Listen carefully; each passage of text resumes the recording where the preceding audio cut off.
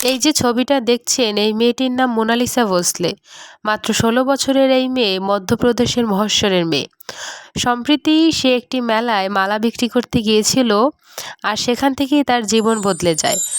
তার মিষ্টি হাসি আর সাধারণ সাজ পোশাক নিয়ে তোলা একটা ভিডিও সোশ্যাল মিডিয়ায় ভাইরাল হয়ে যায়, আর তারপর থেকেই সবাই তাকে নিয়ে কথা বলছে।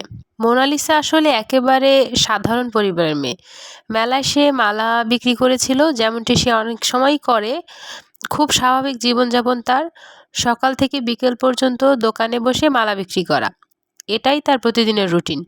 কিন্তু ওই দিন কেউ একজন তার ভিডিও তুলে সোশ্যাল মিডিয়ায় আপলোড করে, আর তার মিষ্টি হাসি আর অনন্য সৌন্দর্য মানুষকে মুগ্ধ করে দেয়। ভিডিওটা মুহূর্তেই ভাইরাল হয়ে যায়।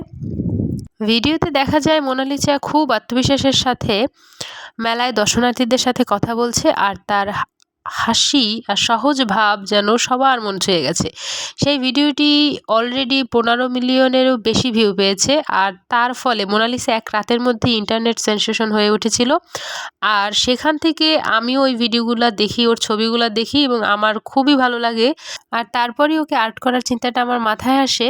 আর্টের সরঞ্জাম বলতে আমার বাসায় একটা পেন্সিল আছে, কলম আছে, আর একটা ডেস্কটপ আছে।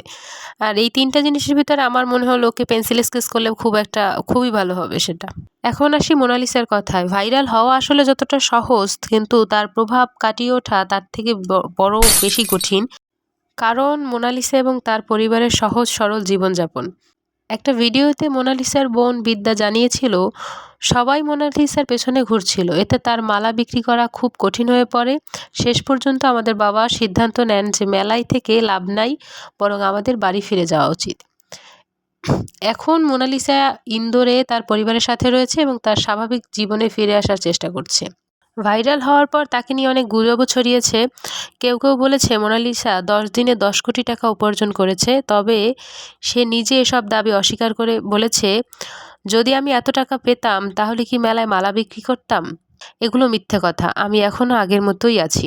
মোনালিসার এই গল্প আমাদের মনে করিয়ে দেয় যে সৌন্দর্য কোনো কৃত্রিমতায় নয়, বরং সরলতাতেই আসলে মুগ্ধতা। তার ভাইরাল হওয়া ছিল একটা হঠাৎ ঘটনা, যেটার জন্য তারা কেউই প্রস্তুত ছিল না, কিন্তু তার জীবন এখনও মাটির কাছাকাছি। আমরা তার জন্য সবাই শুভকামনা জানাই, যেন সে তার জীবনে নিজের মতো উপভোগ করতে পারে, এবং তার চেহারার মতোই তার জীবন যেন সুন্দর হয়ে ওঠে। আমি মোনালিসার সৌন্দর্য যথাসম্ভব ফুটিয়ে তোলার চেষ্টা করেছি। কতটা কি পেরেছি আমি জানি না।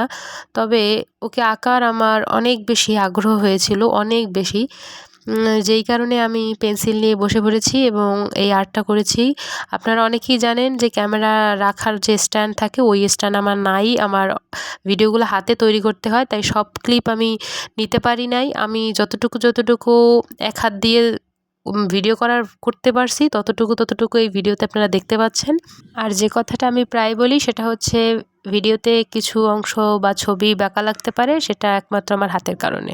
ভিডিওটি ভালো লাগলে পেজে লাইক ও কমেন্ট করতে ভুলবেন না। সবাই